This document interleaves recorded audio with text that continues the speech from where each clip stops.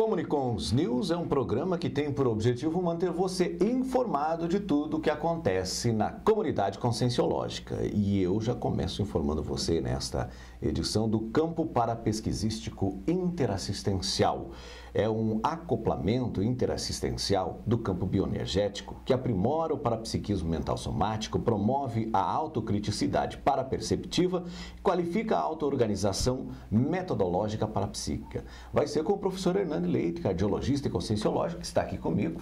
Bem-vindo, professor Hernani. Obrigado, Luiz, aí pela oportunidade de estar divulgando todo esse trabalho. Dias 15 e 16 de junho, né? 15 e 16 de junho. No Salão das Dinâmicas do CAEC, aqui de Foz do Iguaçu, a renda do curso vai ser destinada ao lançamento da IC Ectolab. Mas o que é o Ectolab e como surgiu essa IC, professor? Bom, essa IC é uma IC de pesquisa em ectoplasmia. Então, em 2006, nós começamos com a dinâmica da paracirurgia e iniciamos uma metodologia de pesquisa. Essa metodologia ela foi avançando até a gente construir o laboratório de ectoplasmia, que é um ambiente otimizado para a produção de ectoplasma e para que a gente estude o ambiente mais adequado para que o ectoplasta possa exteriorizar esse ectoplasma e que a gente possa ter alguns instrumentos que identifiquem a presença do ectoplasma ou de alguma materialização decorrente desse ectoplasma. Qual é o objetivo principal desse laboratório? É a gente identificar esses ectoplastas e o melhor ambiente para a construção no futuro do laboratório de paracirurgia. Então, tudo começou com a paracirurgia, veio para o laboratório e vai voltar lá na frente para a cirurgia. Provavelmente, nós estamos estimando aí um estudo de 10 anos, mais ou menos, para que a gente chegue num ambiente bem otimizado para a realização de paracirurgia dentro da tecnologia que a gente está desenvolvendo. Hoje, como se processam aí os estudos, as pesquisas, as dinâmicas?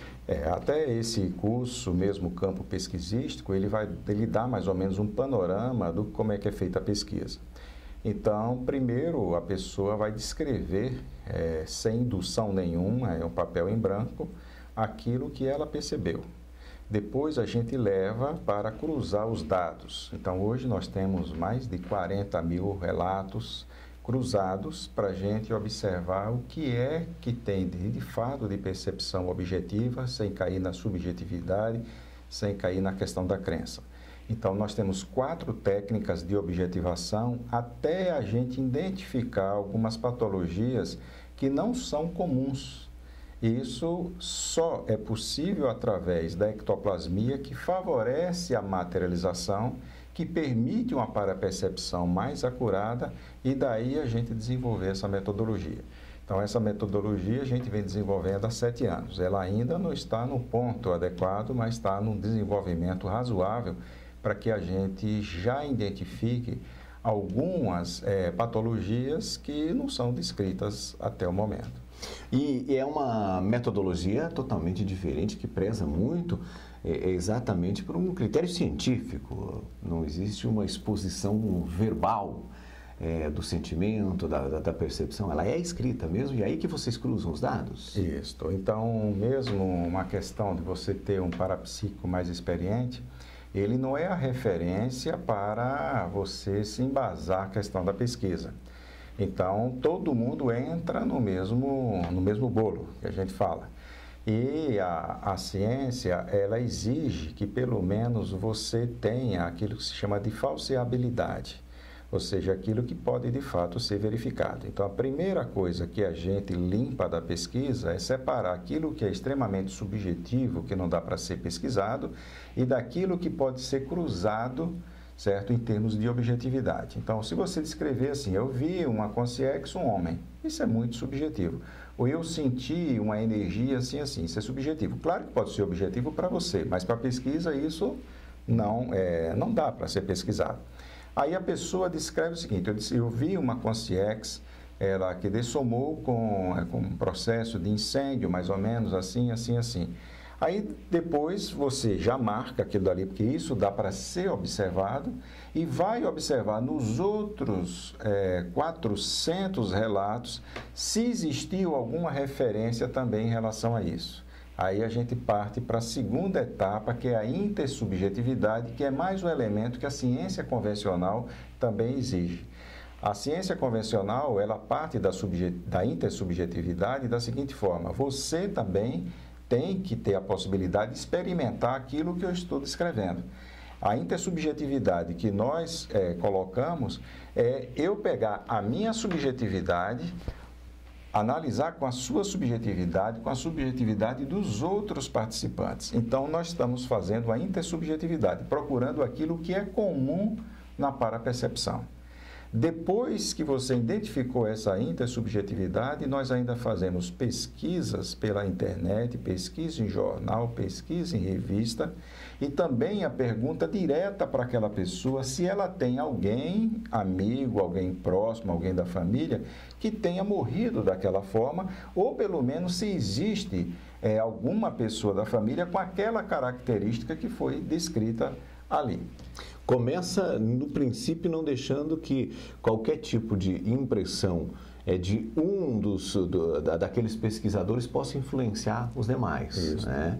E a partir daí é um processo de limpeza e depuração até se chegar lá. Exatamente. E o termo que a gente diz é justamente isso. Então, a gente observa o seguinte, é muita percepção. Quando parte para a objetividade, nós já cancelamos 20% dos relatos. Da objetividade para a intersubjetividade, a gente já cancela mais 50%, ou seja, vai para 40%, de 80% metade vai para 40%. Quando a gente chega lá no final, nós temos mais ou menos uns 10% ali de elementos que dá para realmente ser mais concretos. Mesmo assim, em termos de ciência, nós não trabalhamos com aquilo dali seja uma verdade, mas a grande probabilidade é através de quê? De evidências. Então, na hora que a gente está fazendo isso, coletando esses dados e fazendo análise, nós estamos buscando evidências que fundamente a nossa hipótese. Porque você pode também procurar uma evidência e forçar uma relação daquela evidência com a tua hipótese. Então, não é só procurar evidência. No final, você tem que fundamentar. Por que é que essa evidência você atrela a tua hipótese? Existe também a procura de evidências contrárias à sua hipótese, porque se você também não procurar evidências contrárias, isso foge ao critério de falseabilidade. Ou seja, aquilo que você também pode chegar e observar que vai refutar a tua hipótese. O senhor disse que tudo começou na paracirurgia, em Ectolab, e depois vai voltar para a paracirurgia. Ou seja, como é e como se dá o processo da paracirurgia, então, e em que esse laboratório, essas pesquisas também vão ajudar a desenvolver ainda mais a paracirurgia? A técnica que a gente desenvolveu aí de paracirurgia, isso também foi um insight extrafísico. Eu tive uma projeção lúcida em 1995, com uma equipe de paracirurgia, eu detalhei toda essa percepção e identifiquei um parente da pessoa que tinha passado pela cirurgia. Na hora que eu detalhei aquilo, a pessoa não tinha me falado nada daquilo, e foi na cidade de Recife, e a pessoa tinha estava em São Paulo, e em São Paulo é que ela fez o pedido. Eu tive essa projeção e observei todo esse trabalho com paracirurgia. Isso foi em 1995. O mentor extrafísico, porque isso aí era ligado ao Centro Tupiara de Paracirurgia, que é localizado no Rio de Janeiro. Mas como é uma cirurgia à distância, você pode ficar em casa. Esta Concierge, né, esse mentor aí extrafísico, ele virou para mim e disse: olha, no futuro você vai trabalhar com isso. E aquilo se passaram 10 anos. Quando eu fui desenvolver um curso, que é o Campo Assistencial Holossomático, eu não estava pensando na questão da paracirurgia. Quando nós começamos esse curso, nós começamos já com método, sem saber como é que a gente ia fazer essa compilação de dados e análise. Quando nós começamos a identificar uma metodologia razoável, nós identificamos o Mater-Pensene. O Mater-Pensene é aquilo que sobressai, certo? Ali no próprio trabalho. O que é que mais vem naquele trabalho? Porque tem a coisa de desobsessão, tem a coisa de desbloqueio energético. Nós observamos que o Mater-Pensene daquilo estava ligado à área da saúde, diversas consciências com patologias, com SINs também pedindo, como se fosse para a própria TENEPS, uma questão de intervenção assistencial. E nós identificamos que o Mater-Pensene era para a cirurgia. Só que isso levou 2 anos de pesquisa para a gente identificar isso. Aí nós começamos a observar qual era a técnica que diferenciava, porque aquele mentor extrafísico falou que eu ia trabalhar com isso, mas ia trabalhar com outra técnica e não com a técnica deles. Como é que é feita essa técnica comum? A mais comum de todas é aquela que se encarna lá o espírito do Fritz. E você tem a materialização mesmo e desmaterialização, você tem até instrumentos e tal, mas se sabe que não tem essa necessidade. Existe também a paracirurgia à distância. A pessoa, ela fica em casa à noite, geralmente é 11 horas da noite ou meia-noite, ela sai de casa, ela está dormindo, ela sai do corpo e ela é energizada fora do corpo. Então, vem uma equipe e faz aquela energização em conjunto, principalmente com a energia de pessoas que também estão projetadas por causa da necessidade do ectoplasma. E existe também a paracirurgia, hoje até tem um João de Deus que faz, que também é pelo processo muito forte de esterilização de energia. A nossa é justamente uma coisa um pouco mais profunda. Por quê? Como é que é a paracirurgia? A paracirurgia é a pessoa, certo? Ou a consciência, quer dizer, o espírito, que já dissomou, ou a própria consciência, ela tem um bloqueio energético no seu psicossoma.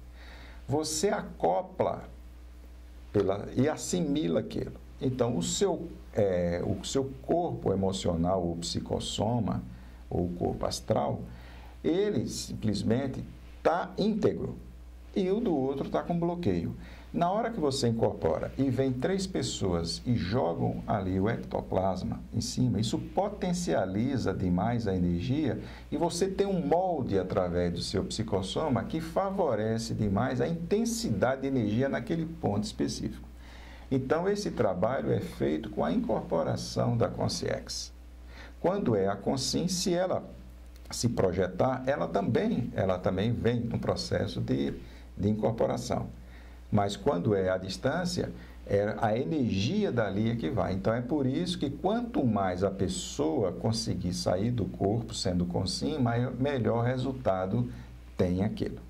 Aí as pessoas, até quando eu comecei a dar palestra sobre isso, perguntou onde é que entrava a fé nisso. Então, tem trabalhos mostrando que assistência energética com rato também melhora a saúde do rato. Então, fizeram estudo comparativo com um grupo que não recebia energização, e outro que recebia. E qual é a religião do rato? Qual é a fé que o rato tem? Certo? Então, não é uma questão de fé, não é uma questão de crença, não é uma questão de pensamento positivo. É uma coisa puramente energética. Então, o trabalho da paracirurgia começou assim, através da própria pesquisa. Foi a pesquisa que identificou o mater pensando da paracirurgia e nós fomos desenvolvendo cada vez mais a técnica. O que é mais dificultoso nessa técnica? É a pessoa aprender a fazer a assimilação profunda, que quanto mais profunda, melhor o resultado, e depois a pessoa fazer desassimilação. Então, a pessoa precisa de ter um razoável domínio energético, principalmente na assimilação, na exteriorização e na desassimilação.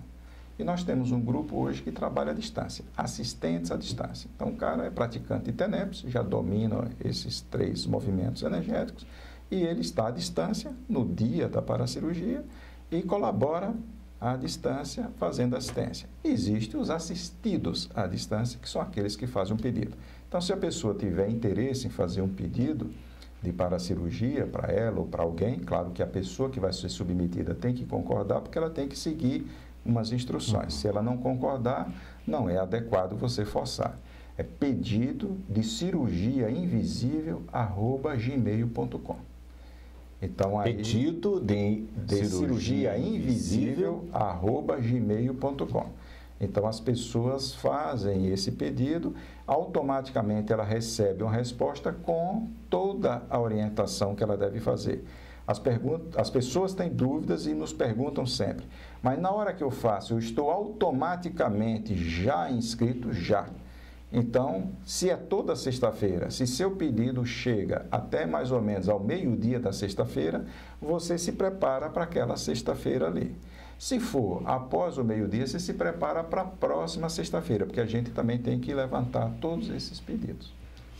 Muitos atendimentos, quantos atendimentos, como vocês Nós temos uma média, até o ano passado eu estava uma média de 35 pedidos por sexta-feira, né, por campo energético, né. Nesse último nós recebemos 55 e já com 3 países atendidos. Nós recebemos pedido da Colômbia, de Portugal, da Alemanha, já recebemos pedido da Inglaterra, da França, certo? Porque as pessoas estão começando a identificar e estão tendo um relato muito bom e isso vai passando para as outras pessoas.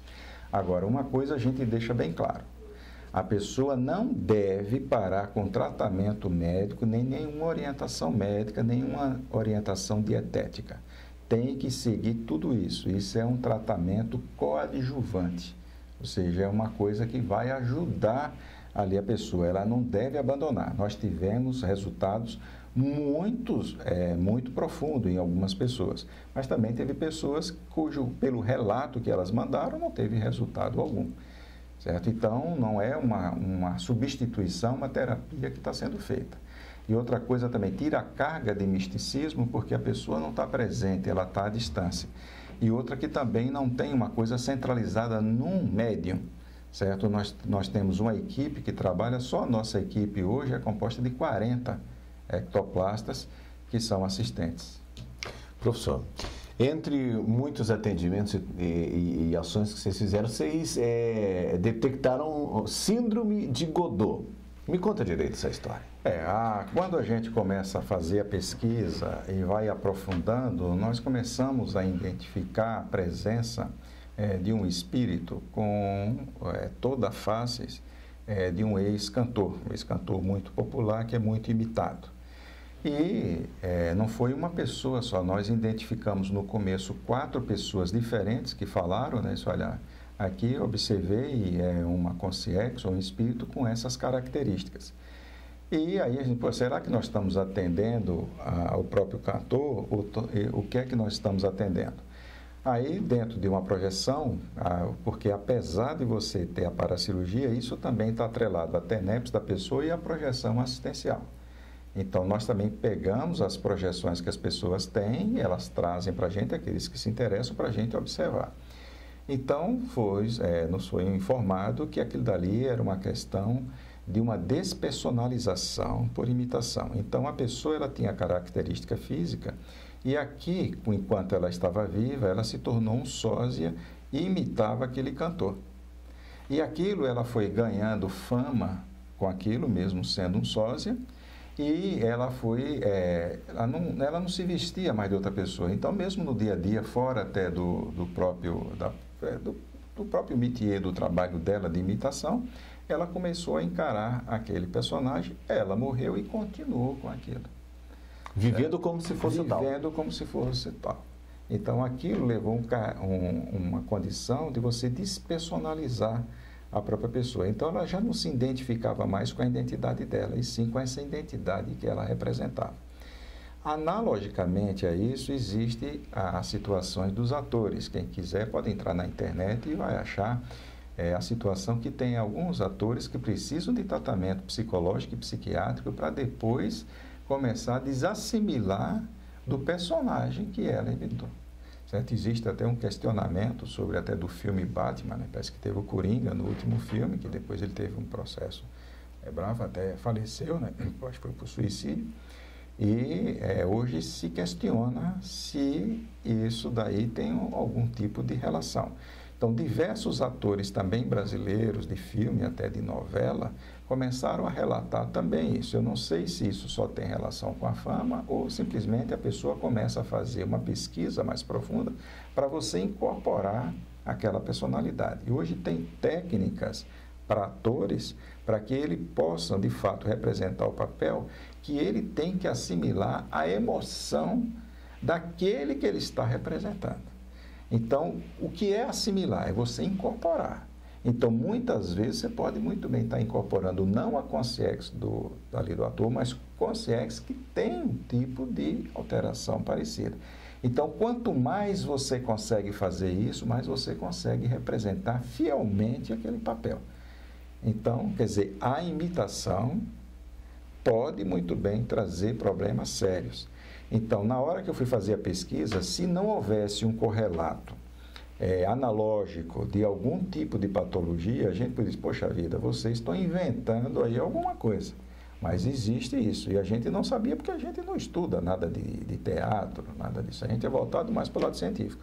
Mas isso nos obriga a estudar a técnica de teatro para a gente entender como é que a pessoa entra, né, na patologia. Então, essa técnica do teatro, não é que o teatro é positivo, é que a pessoa precisa ser equilibrada o bastante para depois ela desassimilar, tá certo? Não é isso. E depois você precisa também de estudar casos da psicologia e da psiquiatria que têm essa correlação para você entender como é que funciona. Porque se você entender tudo isso, na hora que você aborda uma consciex ou uma consim com um problema desse, você tem melhores ferramentas de assistir. Então, hoje a paracirurgia está trazendo alguns dados nosográficos, de nosografia, que a gente desconhece, trazendo a sua fisiopatologia, que a gente chama de parafisiopatologia, porque a pessoa já morreu, tá certo? Já então, dessomou. é uma consciex, já dessomou.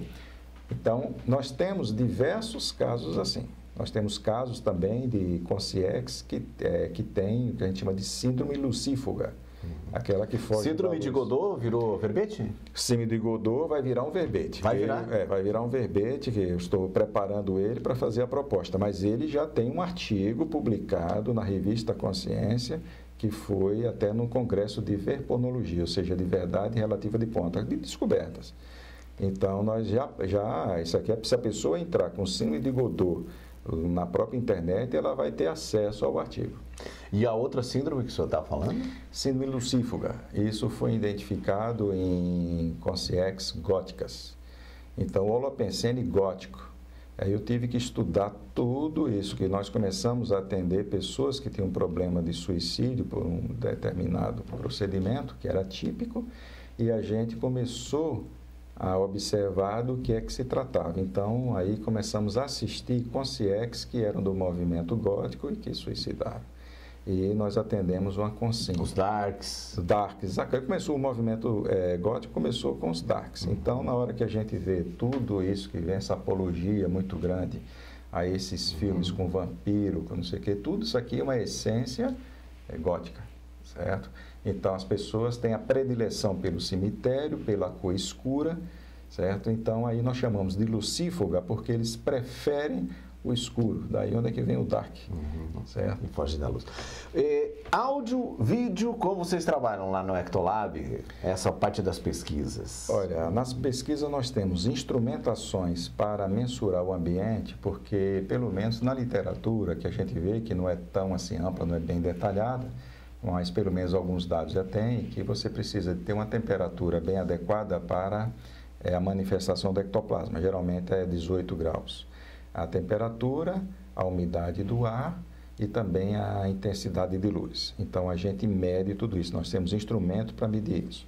Depois, nós temos que medir se existe fenômenos de ectoplasmia, de materialização. Então, nós temos um transcomunicador que foi desenvolvido por um pesquisador nosso, Francisco Mauro, que ele é especialista em estar desenvolvendo esse tipo de aparelho, embora já existe no mercado, mas ele desenvolveu um especial, que é a transcomunicação por voz, e também está desenvolvendo alguma coisa para materialização em vapor d'água, porque existe a superfície que materializa melhor, e nós estamos testando. Até agora, nós não temos ainda um resultado bem adequado com esse tipo de coisa. E o outro instrumento que a gente tem é a medição do eletroencefalo e algumas coisas do próprio organismo para a gente observar o que é que se passa durante a ectoplasmia ou durante o parapsiquismo. Então, nós temos 3 aspectos de mensuração, de instrumentação, para que a gente possa estar estudando tanto a ectoplasmia, identificar os ectoplastos, principalmente aqueles que é voltado para a área da saúde, para a gente estar encaminhando essa turma para estar fazendo assistência na paracirurgia. Professor Hernandes, você me disse, inclusive, que antes do campo parapesquisístico interassistencial que acontece nos dias 15 e 16, vão ser apresentados também 3 estudos nos dias que antecedem? Isso, no dia 14 à noite, que geralmente é uma sexta-feira onde a gente tem a dinâmica da paracirurgia, nós não vamos ter a dinâmica, e o professor Ismael Pinheiro, que é um dos pesquisadores nossos, vai estar trazendo o resultado que ele fez da parte de bioimpedância energética envolvida em estudo de campo, que foi em ECP2, e também no próprio estado vibracional. Então, nós estudamos 100 pessoas, levamos isso para um estatístico, dá uma olhada, o estatístico ficou impressionado, ele também está vindo junto. E a gente vai estar desenvolvendo agora um protocolo de pesquisa mais aprofundado. Então, ele vai estar apresentando isso no dia 14. No mês de julho, no lançamento da Ectolab, que vai ser no dia 14 de julho, nós temos uma outra pesquisadora que está defendendo uma tese, a Ruth Pinheiro, defendendo a tese na Universidade Federal do Rio Grande do Norte, aonde ela fez um trabalho que envolve o eletroencefalograma com as pessoas que instalam o estado vibracional. Então, é um estudo comparativo com um grupo controle que não domina energia. Nós pegamos na cidade 15 pessoas que não têm conhecimento de energia e 15 pessoas nossas que têm o domínio de energia para comparar a parte do eletroencéfalo com a instalação do estado vibracional. E também teve um resultado significativo, ela vai estar defendendo a tese de mestrado dela no comecinho de julho e vai vir para cá no lançamento para estar fazendo um resumo dessa pesquisa que vai ser também publicada. E temos também aí o resultado de uma pesquisa que a gente está desenvolvendo tanto dentro do próprio campo da paracirurgia quanto em CP2. Só que esse tem um grupo reduzido de dados. Então, nós precisamos ampliar mais. Então, nós estamos vendo se vamos adquirir mais aparelhos para deixar as coisas fixas, para a gente ter mais resultados. Vamos só estar apresentando os resultados preliminares e os protocolos que a gente quer desenvolver lá para frente. Para finalizar, vamos falar do ECP3, do qual o senhor é EPICOM. O ECP3 ele é um curso de campo onde se promove uma assistência muito grande. A pessoa fica deitada, ela entra numa descoincidência e ela recebe ali assistência. Até para a cirurgia também acontece nesses ambientes. Não só a pessoa que está presente, quanto os próprios parentes, os amigos, a extensão dela também é assistida.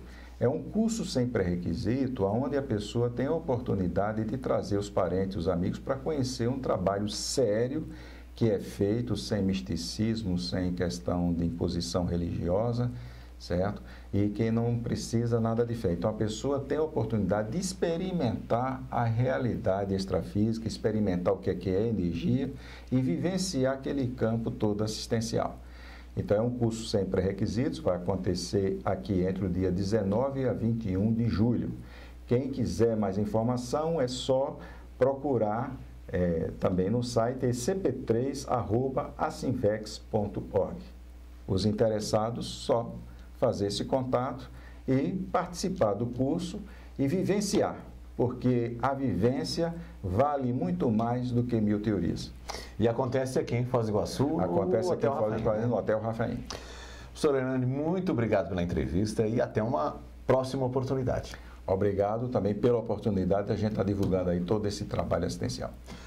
Obrigado também você que nos acompanhou nesse Comunicom News. Grande abraço, amigos, e até o nosso próximo encontro.